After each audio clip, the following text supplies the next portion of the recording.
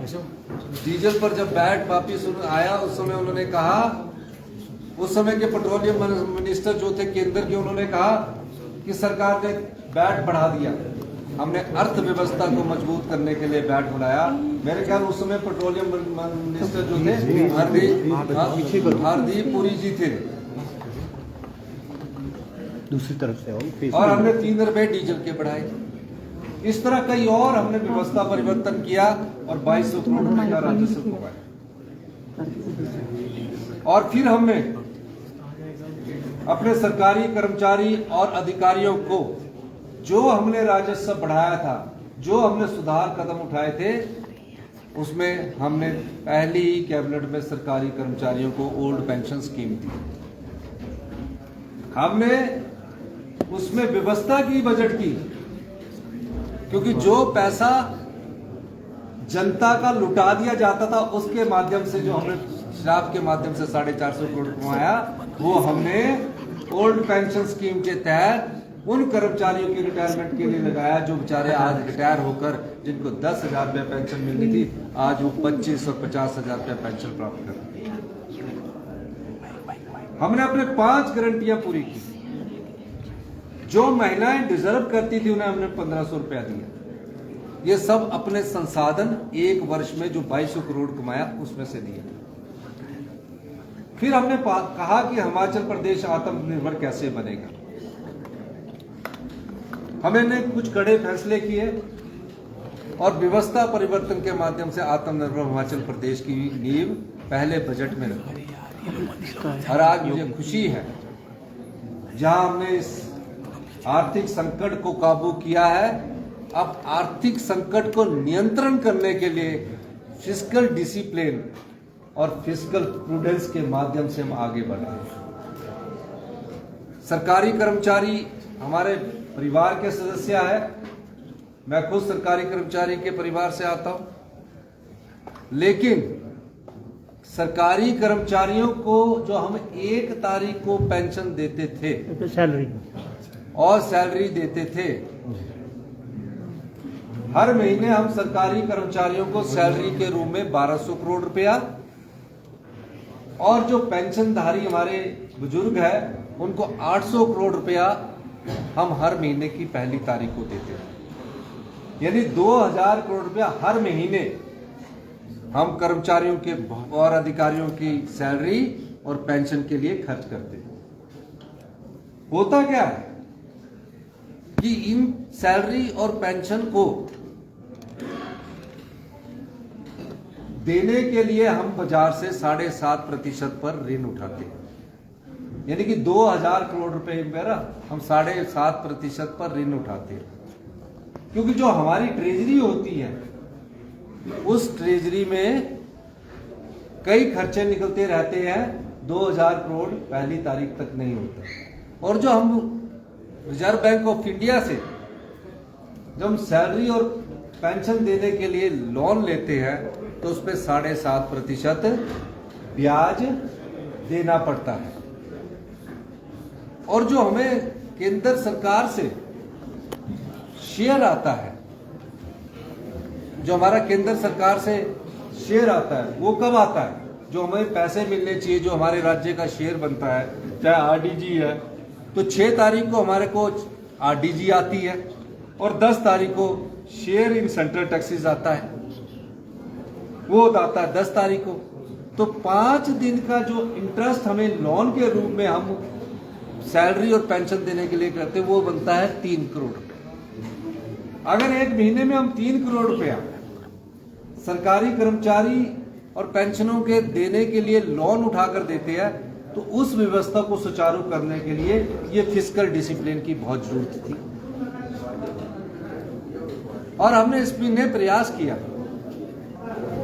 और इस प्रयास के माध्यम से हर साल हम हर महीने 3 करोड़ रुपया बचाएंगे, तो 36 करोड़ रुपया हमारा बचेगा ब्याज का, क्योंकि सरकारी कर्मचारियों को पेंशन तो मिलनी है, पे भी मिलनी है।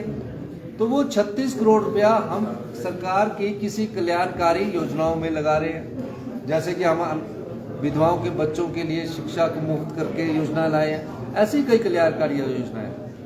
अब उस व्यवस्था को सुचारू रूप करने के लिए हमें 1 महीने ये कष्ट उठाना पड़ रहा था और हमने इसके लिए कहा कि जो सरकारी कर्मचारी तो विभाग है, लेकिन जो बोर्ड है, मैं ये भी बताना चाहूंगा कि जो बोर्ड होते हैं, बोर्ड निगम कारपोरेशन जितने भी होते हैं, बोर्ड निगम कारपोरेशन के सैलरी 1 तारीख को उनके अकाउंट में चलेगी और जो बोर्ड निगम पेंशन देते हैं वो पेंशन भी उनके अकाउंट में चली जाती है। हम तो ये कहते हैं कि जितने बोर्ड निगम कर्म है हमारे और लाभ कमा रहे हैं और लाभ कमाकर 20-20 करोड़ 5-5 करोड़ 2-2 करोड़ इनकम टैक्स देते हैं, उन्हें अपने सरकारी कर्मचारियों का पूरा डीए भी देना चाहिए, पूरा एरियर भी देना चाहिए। ये हम ऐसी व्यवस्था भी आने वाले समय में करना चाह रहे हैं और जो उनके ऑफिशियल है, नॉन ऑफिशियल मेंबर है, उनको भी अच्छी सैलरी और अच्छी पैकेज देकर खर्च करना चाहिए। यह हमारा विचार है। अब मैं ये भी कहना चाहता हूं, अगले महीने से हम इसमें थोड़ा सा और सुधार करके 1 तारीख से सैलरी देने की प्रयास उसमें हम करेंगे, क्योंकि हमारे जो सरकारी कर्मचारी है, अधिकारी है, उन्होंने ईएमआई की विवश किस्तें देनी होती है, तो मैं इसमें भी गंभीरता से विचार करूंगा। लेकिन सैलरी के लिए और पेंशन के लिए लोन उठाकर 3 करोड़ दिया जाए, उसमें भी थोड़े सुधार की जरूरत है। हम उस दृष्टि से भी इसको काम करेंगे। अब ये सवाल पैदा होता है कि जो भारतीय जनता पार्टी या सरकारी कर्मचारियों और अधिकारियों की बड़ी खैर ख्वाह बनी हुई है, उस भारतीय जनता पार्टी से ये पूछा जाना चाहिए था, क्या यह सत्य नहीं है कि आपने प्रदेश के खजाने को लुटाया है? क्या यह सत्य नहीं है कि आपने बिजली को फ्री कर दिया? और क्या यह सत्य नहीं है कि ताज होटल, वाइल्ड फ्लावर होटल और जो करोड़ों रुपया टैक्स देते हैं 3 स्टार होटल, उनको 1 रुपया प्रति यूनिट बिजली की सब्सिडी दी है? इससे क्या हुआ? 2200 करोड़ रुपया हमें बिजली बोर्ड का देने के लिए हो गया, क्योंकि हमने एश्योरेंस दी कि हम सरकार 2200 करोड़ रुपया देगी चुनावों से पहले, और 2200 करोड़ रुपया हमें बिजली बोर्ड को देना। अगर हम 2200 करोड़ बिजली बोर्ड को नहीं देंगे तो उनकी सैलरी और पेंशन पर भी संशय खड़ा हो जाएगा। हमने 1 सितंबर से फैसला किया कि जितने भी होटल है जो इनकम टैक्स भी देते हैं, उनकी बिजली की 1 रुपये की सब्सिडी को विड्रॉ कर लिया है। इससे हमारे राजस्व में 200 करोड़ रुपया आएगा। अभी 1 पार्ट किया है, बिजली में 4 पार्ट में सब्सिडी को हम कम करने जा रहे हैं। दूसरा, इंडस्ट्रीज की बिजली को अभी हमने नहीं छुआ है, डोमेस्टिक के जो 125 यूनिट अभी हमने नहीं छुआ। पूरी तरह स्टडी करने के बाद, प्रूडेंटली सोचने के बाद हम आगे बढ़ेंगे। तीसरा, पानी माफ कर दिया गया, मतलब ताज वाला भी पानी का कोई बिल नहीं देगा, आपका वाइल्ड फ्लावर हॉल का भी कोई बिल नहीं देगा, आपके जितने होटल है उनका कोई बिल नहीं आएगा। ये सब कब किए गए? क्या ये सत्य नहीं है? ये सब चुनावों से पहले किए गए। फिर हमारी बहनें थी, अगर हमारी बहनें सरकारी कर्मचारी है और बस में अपना बिल देना चाहती, इन्होंने कहा 50% महिलाओं को भी बस किराए में छूट दे दी गई। फिर क्या किया? 3 रुपए बैठ के डीजल सस्ता करने के लिए इन्होंने वो भी माफ कर दिया। जो राज्य रेवेन्यू सरप्लस 2018-19 में था, जिस समय सरकारी कर्मचारियों की डीए की लायबिलिटी दी जानी चाहिए थी, डीए का एरियर दिए जाना चाहिए था, उस लायबिलिटी को डीए के एरियर को सरप्लस होकर भी नहीं दिया गया, वो हमारे पास छोड़ दिया गया।